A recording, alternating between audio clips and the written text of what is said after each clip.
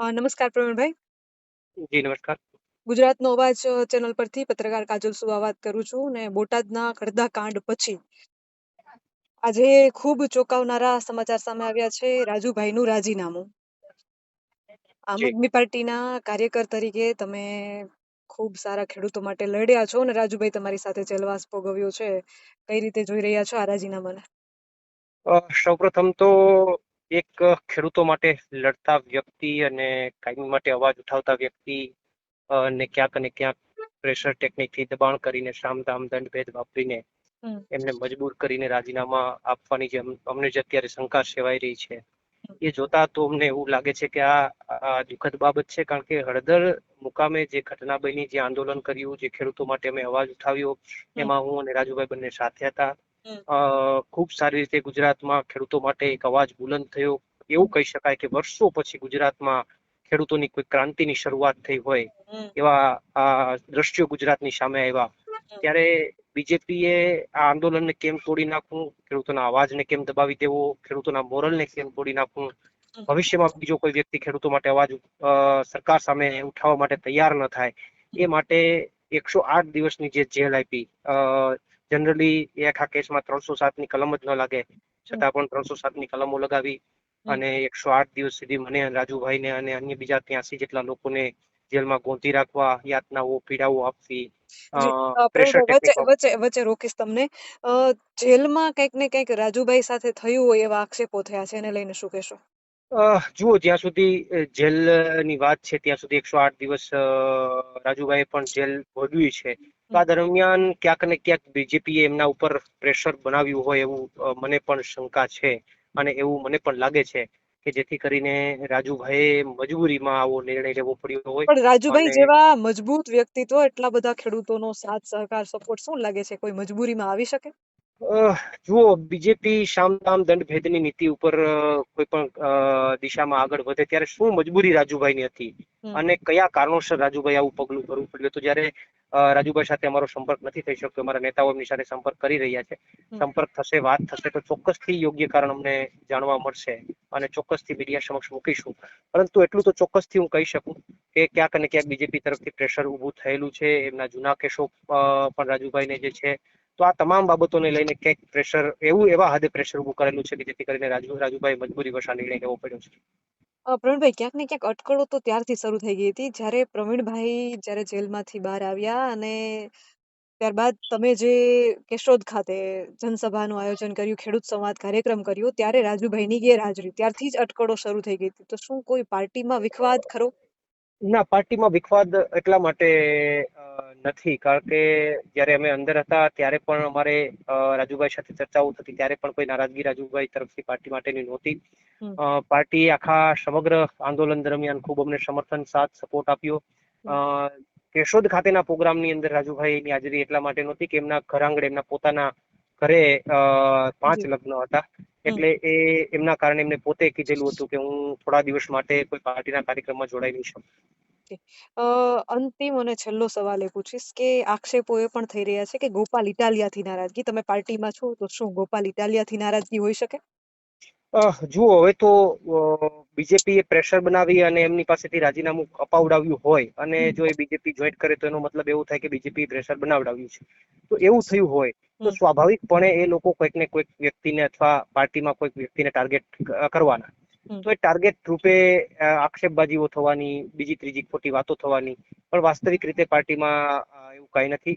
ગોપાલભાઈ ઇટાલિયા તરફથી આખી લડાઈમાં કાયદાકીય સલાહ પણ અમને ખૂબ મળેલી અને એમણે આખી લડાઈમાં ખૂબ સમર્થન આપેલું અને બધાને પાર્ટીમાં ખબર છે, ટોટલ લોકોને ખબર છે કે રાજુભાઈને અને ગોપાલભાઈને ખૂબ સારું બનતું. બંનેનું સ્પિનિંગ ખૂબ સારું હતું. એટલે એ વાતમાં મને કોઈ સત્યતા હોય એવું નથી લાગતું. એ માત્ર આક્ષેપબાજી અને બયાનબાજી બીજેપી તરફથી હોય એવું લાગે છે. પ્રવીણભાઈ, તમે જેલમાં સાથે હતા તો શું ક્યારે એવી ચર્ચા થઈ છે કે રાજુભાઈ પાર્ટી છોડવાના છે, કે ઓચિંતાનું જ તમને જાણવા મળ્યું? ના, એવું ક્યાંય મને પાર્ટી છોડશે એવું મને ક્યાંય એમના તરફથી ન દેખાણું, પણ એટલું ચોક્કસથી કે ક્યાંક ને ક્યાંક એમને આ જેલ દરમિયાન થોડા પોતે હિંમત હારી ગઈ હોય અથવા થોડો એમને કઈ ડર લાગતો હોય એવું મને ક્યારે એક બે વાર લાગ્યું, કારણ કે પોતે પોતાના ઘરે લગ્ન હતા અને એ સમયમાં પોતે હજી જેલમાં નીકળી શકશે કે નહીં નીકળી શકશે એને લઈને પણ અમારે થોડી ચર્ચાઓ થયેલી. પણ મને એવું એ સમયે ક્યારેય દેખાઈ નતું આવેલું કે રાજુભાઈ પાર્ટી છોડી દેશે. પ્રવીણભાઈ, શું લાગે છે રાજુભાઈના રાજીનામા પછી રાજુભાઈને નુકસાન છે કે પાર્ટીને નુકસાન છે? કોનો ફાયદો છે, કોનું નુકસાન છે?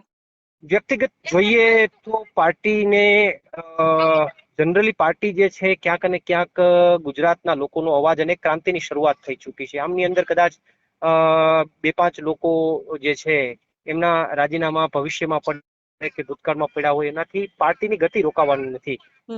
પાર્ટીની જે કંઈ પણ ગતિવિધિઓ છે, પાર્ટીની વાત છે અને એમની લડાઈ છે ચાલુ રહેવાની છે. જનરલી રાજુભાઈ જે છે એ ખેડૂતોનો ચહેરો હતા, ખેડૂતો માટે કાયમી માટે લડતા. બીજેપીએ રાજુભાઈ પોતે પણ ઈચ્છતા નહીં હોય આવું ડિસિઝન લેવા માટે, કારણ કે પોતે પણ એમને પણ ખ્યાલ છે કે એમનો ફેસ ખેડૂતોનો ફેસ છે અને ખેડૂતોમાં અત્યારે ચાલુ સત્તાની સામે ભારોભાર નારાજગી છે. તો આવી સ્થિતિની અંદર રાજુભાઈને પોતાને પણ ખ્યાલ છે કે ક્યાંક ને ક્યાંક એના ફેસને મોટું નુકસાન થઈ શકે એમ છે, પણ છતાં પણ કઈક એવી મજબૂરી હશે કે રાજુભાઈ આવું ડિસિઝન લેવું પડ્યું હશે. બીજી તરફ અટકળો એ પણ છે કે રાજુભાઈ બીજેપી જોઈન કરશે. આવી ક્યાંક ને ક્યાંક આ દાવાઓ થઈ રહ્યા છે. શું લાગે છે, બીજેપી જોઈન કરી શકે છે? જુઓ, બીજેપી જોઈન્ટ કરશે તો એનો મતલબ એવો થશે સીધો કે આખી સ્થિતિમાં રાજુભાઈને મજબૂરીમાં રાજીનામું અપાવી અને બીજેપીએ આખું ષડયંત્ર કર્યું છે. તો એનો સીધો મતલબ એ થાય છે, આક્ષેપ નહીં પણ સીધું પુરવાર એ થશે કે રાજીનામું અપાવવા પાછળથી લઈ અને તમામ વસ્તુઓમાં મજબૂરીમાં રાજુભાઈ પાસે કરાવડાવ્યું છે. જો રાજુભાઈ બીજેપી જોઈન નથી કરતા તો એ વસ્તુઓને આપણે ક્યાંક ને ક્યાંક માની શકીએ કે ભાઈ રાજુભાઈ પાર્ટીથી નારાજ હતા કે બીજી કે ત્રીજી વાતથી નારાજ હતા. જો એ કોઈ પાર્ટી જોઈન્ટ નથી કરતા, તો જો પાર્ટી જોઈન્ટ કરે છે બીજેપી તો એનો સીધો મતલબ એ છે કે પાર્ટીની કોઈ નારાજગી નથી, પણ બીજેપી મજબૂરીમાં કામ કરાવ્યું છે. એક અંતિમ સવાલ હું એ પૂછીશ, કદાચ બીજેપી જોઈન કર્યું તો રાજુભાઈની છબીને કેટલું નુકસાન થઈ શકે છે અથવા કેટલો ફાયદો થઈ શકે છે? હવે એ તો આવનારો સમય બતાવશે કે કેટલું નુકસાન, કેટલો ફાયદો, કેટલો નફો, કેટલું નુકસાન. પરંતુ એટલી વાત તો ચોક્કસ છે કે એમને ચાહનારો જે વર્ગ છે, ખેડૂતો જે છે કે જે રાજુભાઈને દિલથી ચાહતા હતા, રાજુભાઈને પોતાને પણ વાતની પ્રતીતિ છે કે એમને તો આ વાત નહીં જ ગમે કે રાજુભાઈ રાજીનામું આપી અને બીજેપી સાથે જોડાય. તો એમને ચાહનારો જે વર્ગ છે, એમને ચાહનારો વર્ગ છે એવો છે કે વિરોધ, સત્તા પક્ષનો વિરોધ માં એમનો એક ફેસ બન્યો છે. તો એમનો જે ચાહનારો વર્ગ છે સત્તા પક્ષની વિરુદ્ધમાં છે, તો એ વર્ગને તો ચોક્કસથી આ વાત નથી ગમવાની. શું લાગે છે રાજીનામા પછી હવે રાજુભાઈ શું કરી શકે છે? તમને શું લાગે છે તમારા મત મુજબ? એ એટલા માટે હું હાલ ન કહી શકું કારણ કે રાજુભાઈ સાથે અમારી વાત પણ નથી થઈ શકી અને હજુ અમારી ચર્ચા નથી થઈ. તો જ્યાં સુધી એ ડિસિઝન ઉપર ન આવે અથવા એ વાત બહાર ન આવે ત્યાં સુધી એ બધી શક્યતાઓની વાત થાય અને શક્યતાઓ રાજનીતિમાં 1000 હોય. તો એ બધી કેટલી શક્યતાઓ સાચી ઠરે, કેટલી શક્યતાઓ ખોટી ઠરે, તો એના ઉપર અત્યારથી કેવું મારા ખ્યાલથી થોડું વહેલું ગણાશે. જે કંઈ પણ હશે એ 1-2 દિવસની અંદર ચિત્ર આપણી સામે આવી જશે અથવા મારે રાજુભાઈની સાથે વાત થશે તો અમને કઈ એમની પાસેથી જાણવા મળશે તો ચોક્કસથી મીડિયાને જાણ કરીશું. પ્રવીણભાઈ, મીડિયામાં એક અત્યારે એ પણ દાવો થઈ રહ્યો છે કે રાજુભાઈ પાર્ટીમાંથી રાજીનામું આપ્યું, હવે પ્રવીણ ક્યારે આપશે? આવો દાવો મીડિયામાં થયો છે, આને લઈને શું કહેશો? જુઓ, હટકણો વાતો એ તો બધી એટલા માટે થતી રહેવાની કે આંદોલનની અંદર અમે બધા સાથે હતા અને રાજુભાઈ નું રાજીનામું પડ્યું છે તો ચોક્કસથી કંઈક 2-5 લોકો કદાચ વાતો પણ કરે કે પ્રવીણભાઈ ક્યારે રાજીનામું આપશે. એ વાત મને ધ્યાનમાં નથી આવી પણ આપના દ્વારા અત્યારે જાણવા મળી છે. પરંતુ હું રાજીનામું નથી આપવાનું એ બધાને ખબર છે. જેલની બહાર નીકળી અને મારી જે કંઈ પણ મારો જુસ્સો, મારી લડાઈ, મારી બોલવાની છટા, એ તમામ વસ્તુઓમાં મારો વધારો છે. મારો ક્યાંય ડાઉન નથી, ઘટાડો નથી. હું ક્યાંય રાજીનામું નથી આપવાનું. અને બીજી વાત કે મેં અગાઉ પણ કીધું કે ડરીને રાજનીતિ કરવા માટે હું નથી આવ્યો. ડરીને ક્યાંય ઝૂકી જઈએ એ મારા લોહીમાં નથી અને મારો નેચર નથી કે ડરીને કોઈની સામે ઝૂકી જઈએ, એ મારો નેચર નથી. અને એટલા માટે તમારા ઉપર કોઈ પ્રેશર થયું છે? તમે વાત કરો છો કે રાજુભાઈ ઉપર પ્રેશર થયું હશે, પણ શું તમારા ઉપર કોઈ પ્રેશર છે અત્યારે? પ્રેશર 108 દિવસની લેવા દેવા વગરની, કોઈ કારણ વગરની જેલ આપવી એ જ એક મોટું પ્રેશર છે.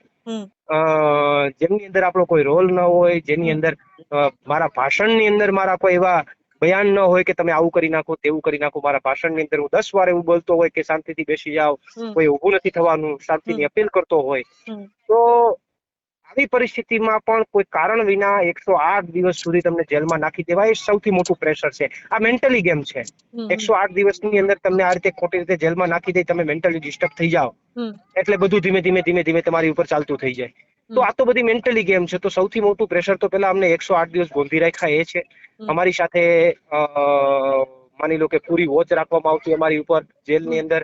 હમ ઇવન માની લો કે અમુક નિયમની ગોપાલભાઈ ઇટાલિયા જયારે મારી મુલાકાતે આવ્યા મારા જન્મદિવસના દિવસે તો મળવા ન દીધા. ઓકે, હમ એમણે એવું કીધું કે ભાઈ કાયદો છે કે પરિવાર સિવાય ન મળી શકે, હું હમ સમજી શકું. હમ પણ જયારે ગોપાલભાઈ એવું કીધું કે મારે એઝ એ વકીલ તરીકે પ્રવીણભાઈને મળવું છે, હમ તો વકીલ તરીકે તો દરેક તેના બંદીવાન વ્યક્તિને અધિકાર છે કે એને એનો વકીલ મળી શકે. હમ તો ગોપાલ ઇટાલિયા પોતે વકીલ છે, એમણે પોતે માગણી કરી કે મારે વકીલ તરીકે પ્રવીણભાઈને મળવું છે. હમ તો વકીલ તરીકે પણ અમને જયારે મળવા દેવામાં ન આવે તો સમજી લો કે અમારી ઉપર કેટલું ઉપરથી પ્રેશર હમ ક્રિએટ થતું હશે કે આ લોકોને હમ મેન્ટલી ડિસ્ટર્બન્સ એટલું બધું ઊભું કરો કે હમ ભાંગી જાય, તૂટી જાય. હમ હમ તો આ તમામ ગતિવિધિઓ અમારા બધા ઉપર 108 જેટલા ટૂંકમાં તમામ લોકો જે કે જેલમાં ગયા છે હમ એ બધા ઉપર થયું છે. બધાને એવું ફીલ કરાયું છે કે ભાઈ ક્યારે છૂટશું, ક્યારે છૂટશું, કઈ નક્કી નથી ક્યારે છૂટશું.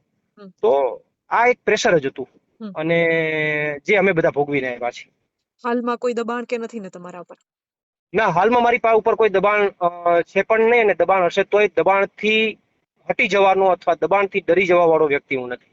તો એ ચોક્કસ છે કે 2027માં પ્રવીણ રામ આપમાંથી જ લડશે? 2027 ની અંદર ચૂંટણી લડવાની જે વાત છે એ તો મેં અગાઉ પણ તમને બયાન આપ્યું હતું કે હમ લોકો, મારી પાર્ટી હમ અને ખેડૂતો હમ. જ્યાંથી આદેશ કરશે. અત્યારથી હું એમ કહું કે અહીંયાથી લડીશ એ મારો પણ એ આપમાંથી નિર્ણય ખોટો લડશે છે. એ તો નક્કી છે ને? યસ યસ, પાર્ટી નક્કી કરશે. જ્યાંથી પાર્ટી મને નક્કી કરશે ત્યાંથી હું 110% ચૂંટણી મેદાનમાં ઉતરીશ. જી. પ્રવીણભાઈ, ગુજરાતનો અવાજ સાથે જોડાવા બદલ આપનો ખૂબ ખૂબ આભાર. આભાર આભાર આભાર.